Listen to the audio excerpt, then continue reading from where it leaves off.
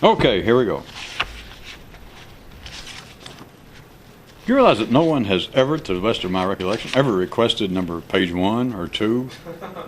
Maybe 3, but never 1 or 2. Does it take you that long to get warmed up and you start listening?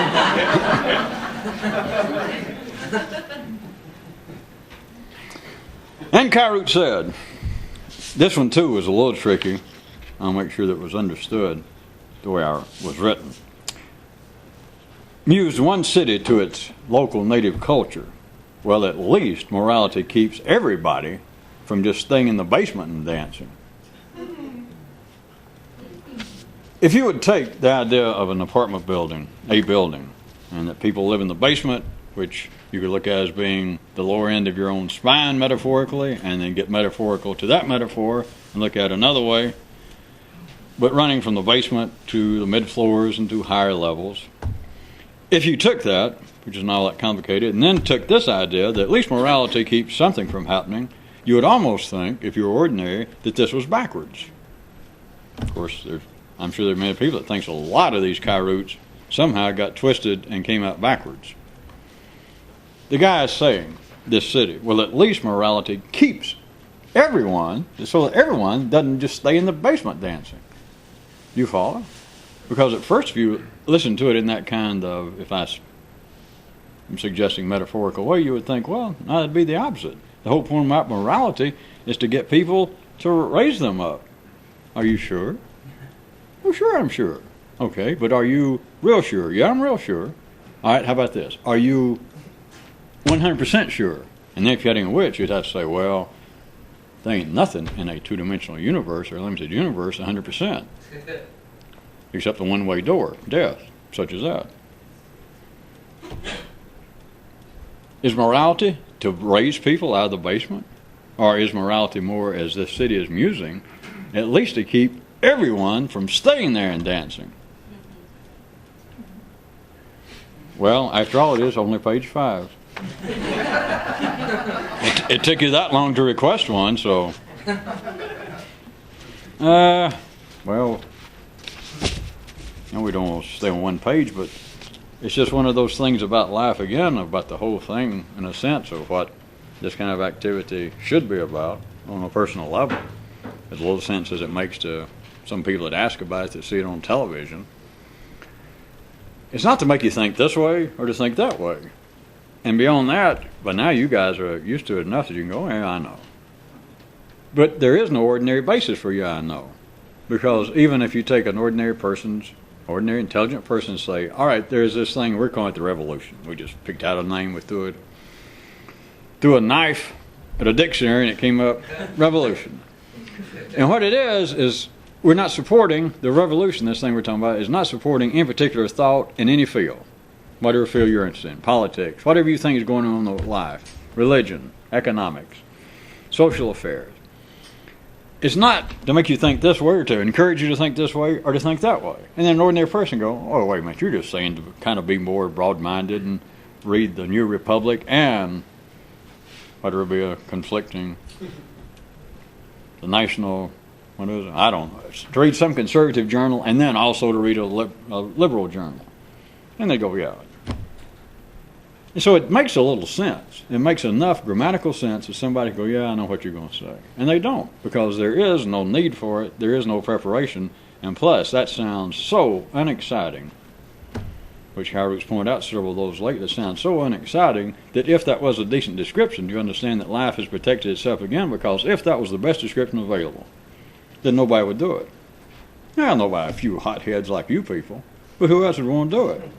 If that was unacceptable, if it just covered it all, that, all right, the New Revolution's always been about this, that wherever you are, whatever you're interested in, there's a whole bunch of people thinking this and a whole bunch of people thinking that. It's the nature of just polar-based energy of all kinds, emotional, intellectual, physical, running a three-dimensional universe. And so everything is divided up, but when it gets into the area of human affairs, people are either thinking this or they're thinking that. And that this is to make you think beyond all of that. Now, somebody here and there might go, boy, that sounds all right. But think about it a second. From the ordinary view, that is about as exciting as a boiled egg sandwich on white bread. with low-fat mayo. You can eat it, but most people do. They go, no, Did I eat? Did I eat? It's like cotton souffle. They're not sure it just does not sound exciting enough. But it is connected to page 5. That's why I was laying on it for a second. That the very kinds of things in life is what, of course, metaphor and symbolism really mean. The symbolism, I keep saying metaphor because most people are used to it. And most of the time, symbolism is more it, because the intent, even though it may fly and may work in one sense, it's absolutely meant for something else, as you know now, because it is not a commentary on whatever it seemed to be, whatever the basis of it was, of politics or dancing or civilization. It's something else. But it's a kind of encouragement and fun to some who begin to think that way, to find something, if you followed it all, that once you think about it for a second, you think, all right, I understand that, or it makes sense that could be used, if you just change the words a little bit, but that could be used, a nice mainstream religious priest, rabbi, somebody on this planet right now could use that as an encouragement to be more civilized. And yet it's something else. It's not that that's not true, which almost brings it back to a metaphor, that, well, it is true that way. But behind all of that, behind that which seems to be as straightforward, as reasonable, as necessary for human life, inside of it is always something else that is almost Daffy Duck inside the Pope. That inside of it, well, at least morality keeps everybody from just staying in the basement and dancing. Okay. And Kyroot said, even the primary says, hey, take a lesson, look at me, be serious. From what better source for anybody who has any doubt of the necessity for seriousness in life? And since we were sort of off on that last time and sometimes appear perhaps to be poking fun at seriousness, think about it. That was short, only less than a dozen words. But even the primary says, take a look. Take a lesson. Who better to take a lesson from than the primary? That is not the entirety of anybody's life today. It is not their primary residence, is no longer the primary. But, as you all know, you can't live without the primary. And, so that's a but and an and. And, if there is anything that is exemplary of the serious, it is what? The primary. You cannot eat and laugh, you'll choke. And men obviously cannot engage in funny affairs with women while laughing, unless you got your private parts working on some other frequency from another planet. And you can't sleep. You can't do any of the primary things, at least do them properly, while laughing. You can't lay in bed and laugh and go to sleep while laughing. So I just wanted to point this out. If anybody thinks, well, wait a minute, the more we talk about this, you might be thinking there's a Kyroot and all this stuff, the more I realize life is not that serious. Don't be too hasty. And Kyroot said, even the primary says, take a lesson, look at me, be serious. See, it's good sometimes to think, well, I know what's going on, and then realize, I just thought I knew what was going on. But now, see, you're getting closer. You mean to not know? No, see, now you drifted off. That's what makes it For all you people who are boaters out there, what I was going to say is, can I borrow your boat? You're trying to bring it into the dock. You're trying to bring it in, and you've got two slips. Let's say D and E slip. And the only place that you can dock, I don't know how to pronounce it, but it's somewhere between D and E. See?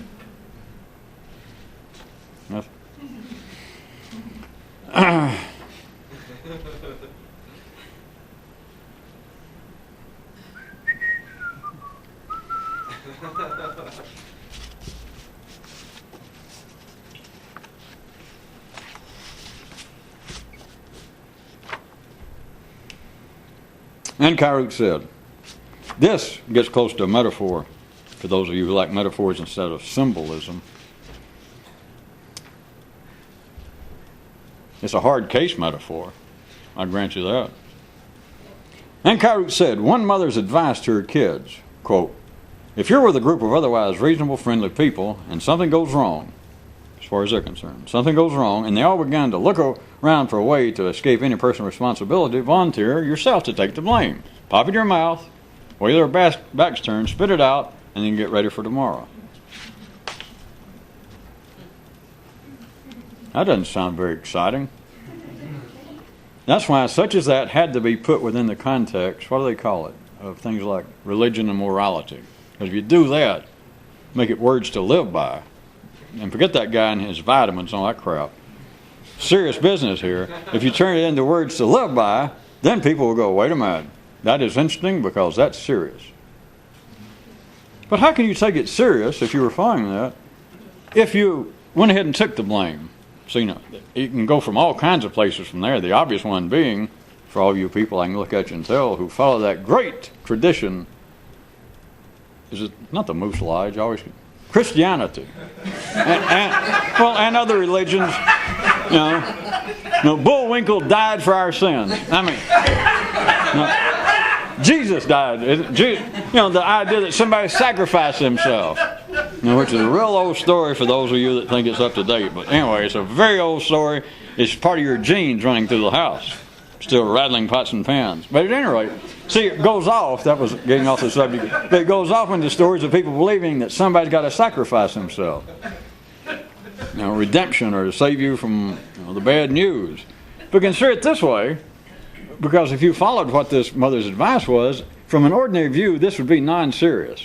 It's insincere because she's telling them, if you're around or otherwise friendly people, in other words, insinuating that you didn't care one way or the other, but you were at least agreeable to be there with them, then suddenly something happens and upsets the people. Something, as far as they're concerned, goes wrong, like a serious, almost a apparent collective faux pas occurs at a party, and everybody is chagrined up to the teeth, and they don't know what to do.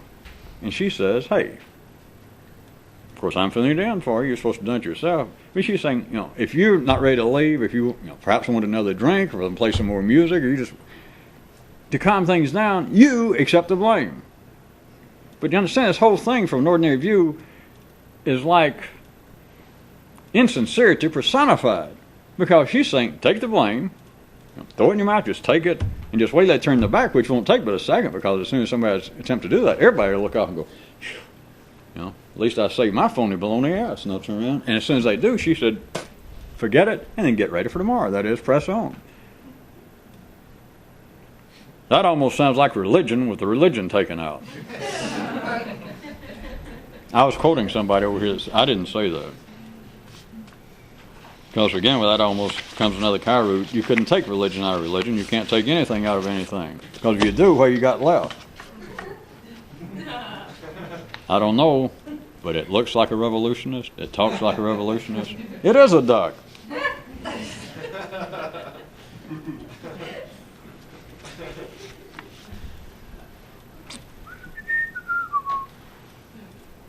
Do-do-do.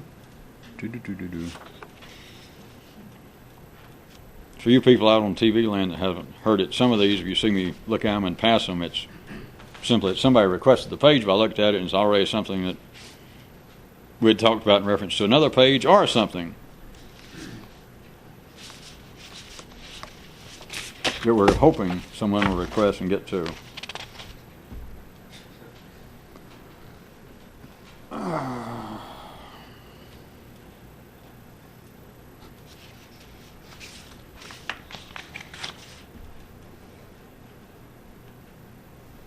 There are two kinds, and Kyroot said there are two kinds of intellectual respect. The kind that means little and the kind that really means little. We're back to a general area. It's easy to pick out hardwired, apparently physical examples such as a man with heroes. There's no such thing as a rebel with a hero. I mean, if you got a hero, all you're attempting to do is become a physical. You're attempting to become an existentialist plagiarist. You can't have a hero. You can't have intellectual respect in a real sense and be a rebel, because all you're doing is trying to cannibalize somebody. Of course, ordinary people say, well, it may be, but at least I am trying to rip off the best. Well, they'd say, I only think, for instance, one person might say, I only think the thoughts. I only meditate, ruminate, not cogitate, but only ruminate and reflect on the ideas of Buddha. You can say, well, come on, be original. I mean, you're being a thief. You go around, sometimes you come out with these little pithy sayings that sound like they came out of some fortune cookie. And I happen, I've been to college, I've read a book or so, and a bunch of that stuff you say is nothing but quotes from Buddha. You're a thief. The person will say, whole societies, whole cultures will say, perhaps, but at least I steal from the best. It's a person with far too many adjectives. It ruins a rebel's joke to say, well, I steal from the best. Cut the sentence down. I steal. Right. Which is, in a rebel view, which is synonymous with that great international business concern of IDT, I don't think. And there is no way to deal with that any further with ordinary minds, because people say, well, you've got to think about what other people think about. That's right. To get started, you've got to be jump-started, as they like to say. So you got to start off, and perhaps the first flash that runs through your brain says, AC Delco. Well, if that was the church, that was the idea. Maybe it wasn't your parents. Your community didn't have a Buddha battery, so you had to have one. And so the first flash is AC Delco.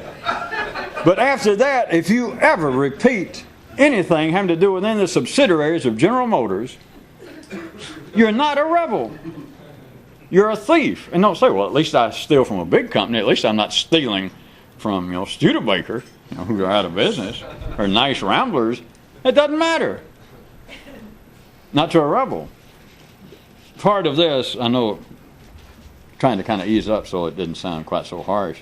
There is no such thing to a rebel, literally, as intellectual respect. Now, it doesn't mean, of course, because you'd have to be a polarized, snot-faced kid to say, well, so you're supposed to run around to all the great ideas of the world and go, right, you're right, you got me. It's not that. But intellectual respect is having, truly, without any negative connotations whatsoever, a rebel's mind would have no intellectual respect.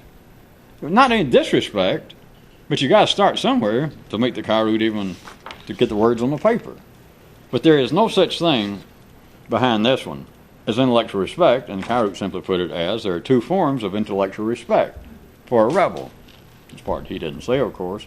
The kind that means little and the kind that really means little.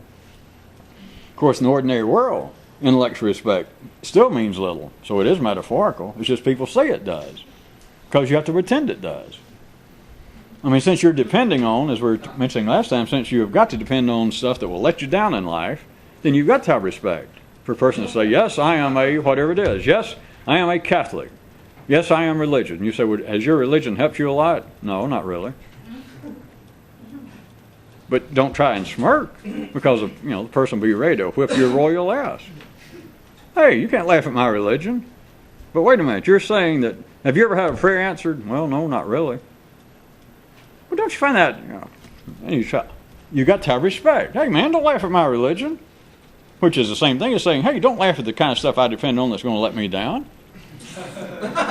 Which is everything. It's not just religion, it's everything. I guess we're gone. Good night to Video Land.